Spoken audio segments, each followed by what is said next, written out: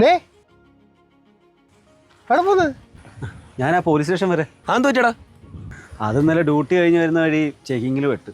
അവർ വണ്ടി എടുത്തോണ്ട് പോയി. ഹെൽമെറ്റ് ഇല്ലായിരുന്നു. എന്നിട്ടെന്താ ലൈസൻസ് കാണിച്ച് വണ്ടി എടുത്തോണ്ട് പോകാൻ പറഞ്ഞു. എന്നിട്ട് പെറ്റിയൊന്നും കിട്ടിയില്ലേ? ഓ 500 അടിച്ച് കിട്ടി. എടാ നിനക്കെന്നാ ആ പാർട്ടിയിൽ രമേശിനെ വിളിക്കാൻ മേലായിരുന്നോ? എന്തിന്? എടാ അവനാകുമ്പോൾ നല്ല പിടിപാടുണ്ട്, നിനക്ക് പെറ്റി അടയ്ക്കാതെ വണ്ടി ഇറക്കിക്കൊണ്ട് പോരുകയും ചെയ്യായിരുന്നല്ലോ. ഈ കാര്യത്തിലൊക്കെ നിങ്ങളുടെ പാർട്ടിയിൽ അണ്ണന്മാരുടെ മൂട് താങ്ങാൻ പോയാലേ ജീവിതകാലം മൊത്തം താങ്ങേണ്ടി വരും. പിന്നെ അതൊരു കടപ്പാടായി മാറും.